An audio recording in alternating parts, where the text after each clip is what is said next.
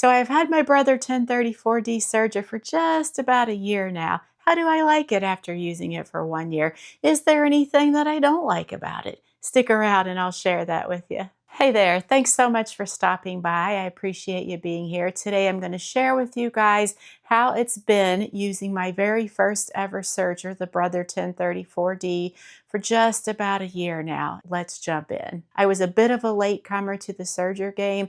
Now that I've been using one for a year, I wonder why did I wait so long? So it did take me a while to jump into the Serger game. I did get a lot of recommendations from you guys, especially with the best recommendations. I test drove a few models at different sewing stores here in our local community, and I ultimately decided on this Brother model. And I have to say up front that budget and ease of use were my two primary drivers as far as choosing a serger.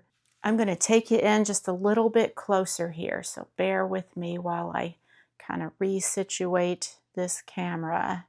Okay, so this is it. As you saw at the beginning of the video, it's compact, easy to use. It has 4 threads, and I know that there are some differences between using 3 threads and 4 threads. I am not there yet in my learning curve with using sergers. I do love the fact that the threads are color-coded. So we've got yellow, pink, green, and blue.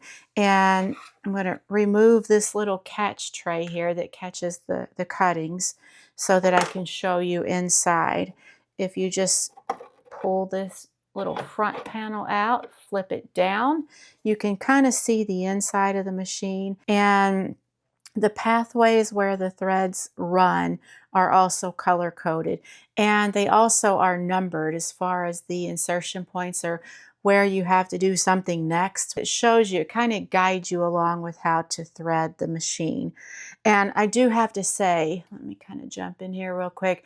I have to say that I found, of course, I looked on YouTube for threading videos specifically for this model.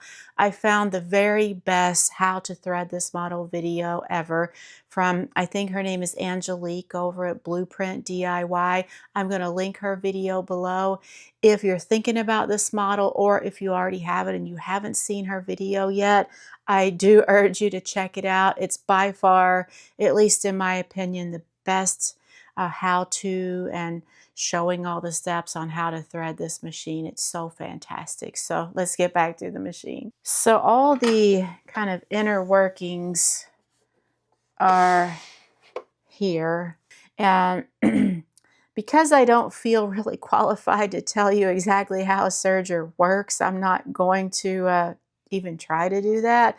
There are much wiser people on YouTube that can explain all that to you. My point with this video is just to share with you guys how my experience has been using this one.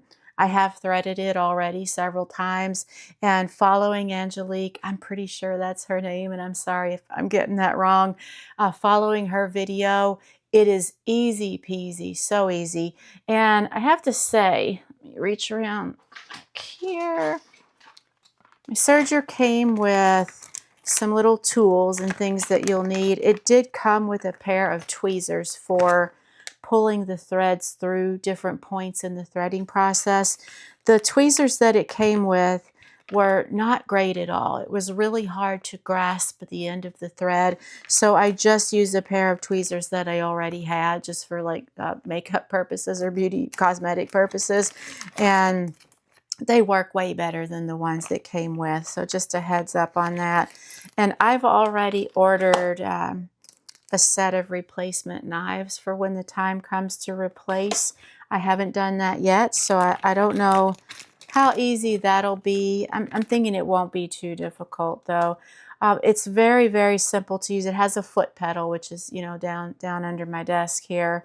And as far as maintenance, I have every time that I change the thread on this, I do give it a good little dusting with a brush. I think that it came with a brush, although I wasn't finding it in my bag here. So I'm just using my regular sewing machine brush, which is back over there. The same little small brush to kind of get in there. I have oiled it once, and I'm kind of keeping track. Like I have a little chart that I'm listing the dates that I do maintenance on so that I can stay on top of that, do everything that it needs. There's a very good video from, I think it's Lindsay at Inside the Hem. I'm going to find that and link that below too, where she goes over how to do maintenance for this particular model. I found that video to be really helpful. And I think that I had watched all these videos before I even bought this model, like when I was kind of thinking about it and narrowing it down, and just seeing how easy it was to change the thread, do the maintenance, really helped my decision. This is an entry-level model. Let me turn this back up. I feel like I'm barely in frame there. So the price was pretty good. Now it's escaping me what I paid for it, but I'll put it up here on the screen. I got this, I think I ordered this from Amazon, I'm pretty sure, and been very happy with it. So it's a good price. It's easy to use, easy to thread. I want to show you the manual that came with it. So this is the manual, and it's pretty beefy too. It's easy to read. The instructions are clear and all the information is clear. I've had machines and different pieces of whatever type of equipment in the past where that wasn't the case. So I feel like that this is pretty good. Like they go over how to remove the needle, how to insert the needle. So they give you written instructions and then also pictorial, like a diagram. They talk about thread tension, one needle, test sewing, chaining off, to sew heavy materials. So I feel like I wrote the date in there, March 2024 when I got this. I feel like the instructions are very good. This is a good manual. The instructions are in both English and Spanish, so that could be helpful. It's pretty good. It talks about how to do flat lock stitching with the blind stitch presser foot. I feel like, or pin tuck stitching with blind stitch presser foot. I feel like I have not even like scratched the surface on what this machine is capable of.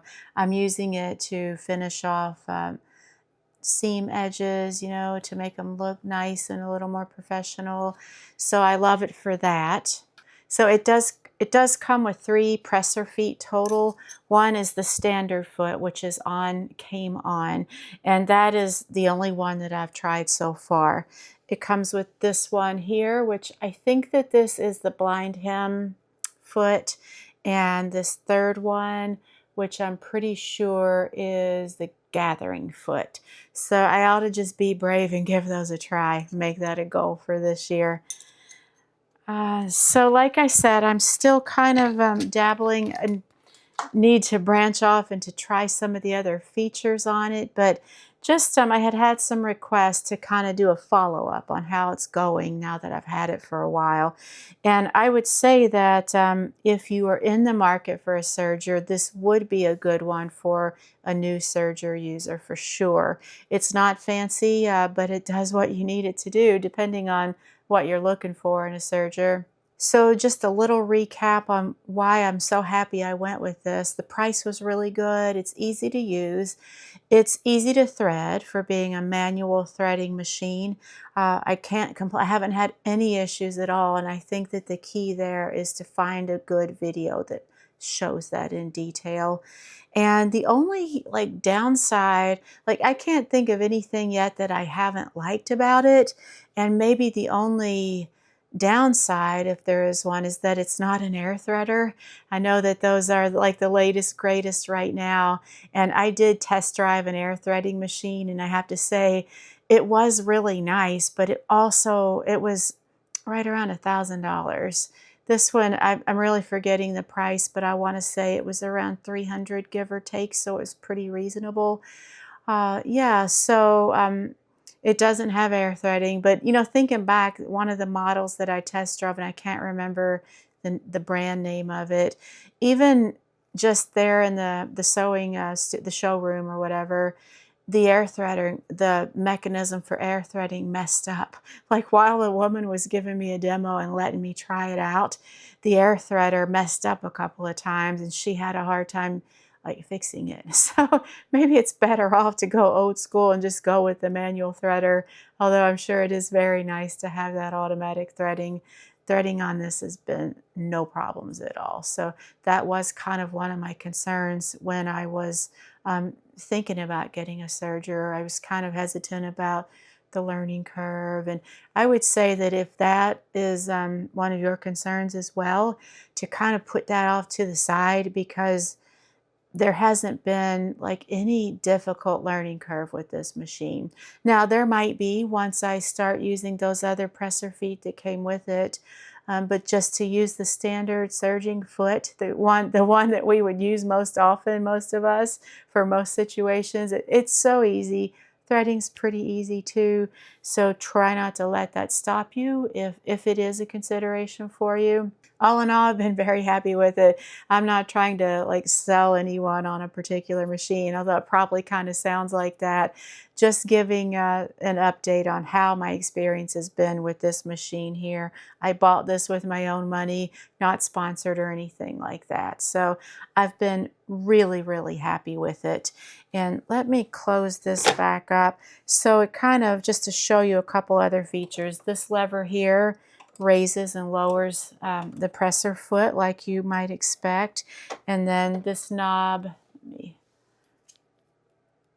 fix the camera angle there. So here's the power source. It just plugs into the wall, on-off switch down there. This knob raises and lowers the needles. There are 2 needles and 2 knives, just FYI. You can raise and lower the presser foot there. And the tension, let me see if I can flip this around for you. So the tension is all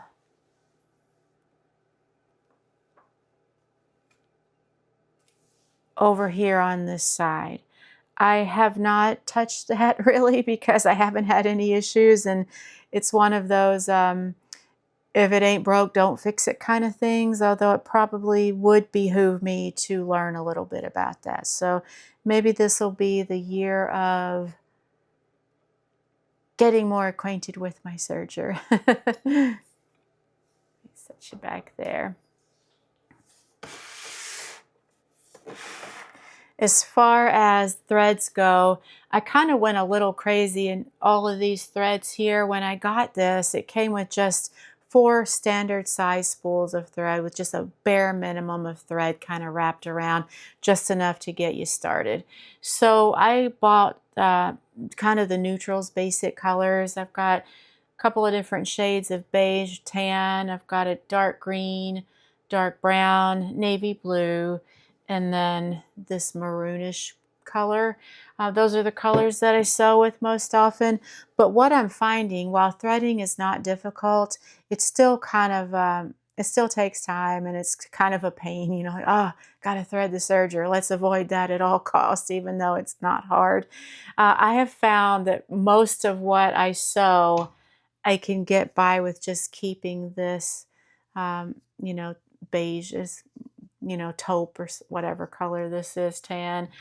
I can get by with that color for most of the things that I sew. And other than that, maybe I went overboard with buying all the threads right up front. And probably if I were doing it again, I might have just bought like the tan and maybe a gray or something like that and stuck with that. And then as I needed other colors, kind of buy them. I just went a little crazy with that. So I know this was pretty brief, and I didn't get into all the fancy things that the serger can do, just because I haven't learned those things yet. But I hope that this was helpful, especially for those of you who were specifically asking me to do a follow-up after using it for a while. I love it. It's easy. It was pretty inexpensive, relatively speaking. And now my clothes look so much better inside my Me Maids, and I'm wondering, why did I wait so long? So yeah, if you were kind of hesitant like I was, I would encourage you just to go ahead and take the leap and do it. I look back now and like, oh, I should have done this so long ago. And I think of all the clothes I've made over the years where the insides didn't really look that great, and it's like a world of difference. And most of you guys told me that too when I was sharing my initial thoughts about getting a serger. I had so many of you give me encouragement and tell me all those same things. And thank you. I should have listened to you sooner, but so glad that I did now. So I hope that this was helpful. And I hope that you'll come back next time when I'm going to have a raincoat pattern roundup for you as we're heading into spring. And I know that our friends in the southern hemisphere are heading into fall. Um, but maybe you're getting a lot of rain too. I don't know, but I know here in the spring, I'm in like the Midwestern United States. We are getting a ton of rain, and I thought it would be fun to do a raincoat pattern roundup. So look for that to come soon in about a week or so. And thank you so much for hanging out with me today in my sewing room. And until next time, just keep sewing.